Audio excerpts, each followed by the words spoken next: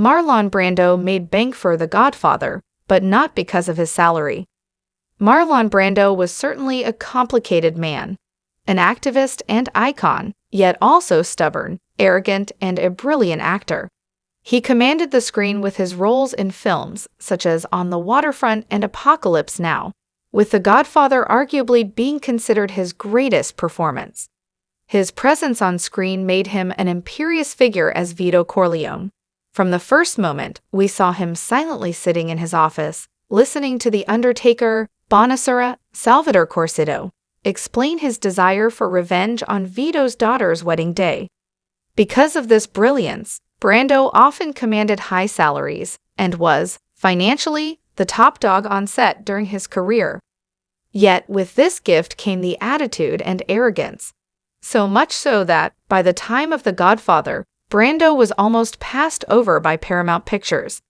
Obviously, we know that they chose him in the end, but what may surprise you is that he was initially paid less than his standard rate. However, this was still more than anyone else got at the time, and Brando's savvy negotiating more than made up for his minute pay cut. Marlon Brando was initially unwanted by Paramount, and paid less than usual for The Godfather as a result. As previously mentioned, Brando had given some truly magnificent and acclaimed performances in his career before The Godfather in films such as On the Waterfront, where Brando earned himself the first of 2 Oscars for Best Actor, the second coming with his role in Francis Ford Coppola's gangster drama.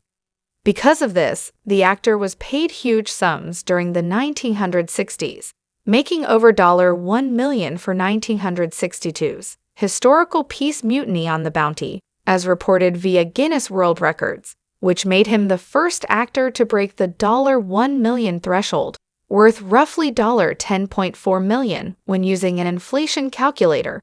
However, for The Godfather, Brando was only paid a fee of $250,000 upfront. Via Smithsonian Magazine, much lower than what he had gotten in the past, despite it being far more than the $35,000 Al Pacino received as the lead man, as reported by the Economic Times. Yet, this was because Paramount did not initially want Brando.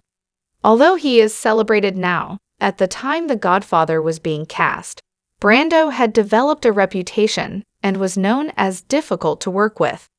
Furthermore, his recent box office outings had been failures, which made it harder for Paramount to justify any kind of large salary.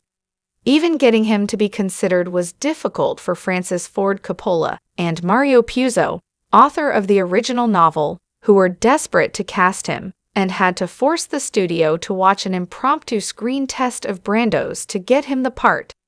However, when he was cast, few could argue he didn't more than repay their faith. Marlon Brando made a large amount via a percentage of The Godfather profits.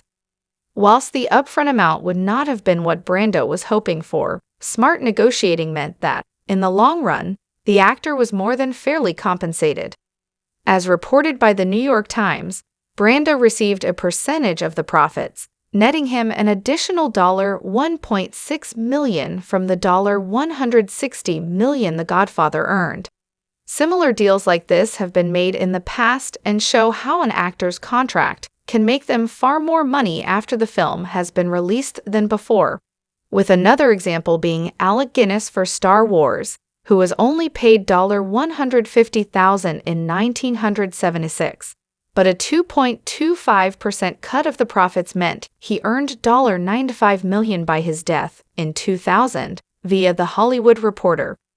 In the end, we see how Marlon Brando's involvement in The Godfather was not the guaranteed success that we think of today. Initially, the actor's poor reputation on set, coupled with large salaries and small box office returns, meant that Paramount didn't even want to consider him as an option. Consequently, when he was cast, Brando received a small salary by his standards yet was still paid more than anyone else up front. However, Brando's contract meant he would be well looked after with the success of the film, and it is hard not to argue he was worth it, as he gave one of the best performances in the greatest film of all time.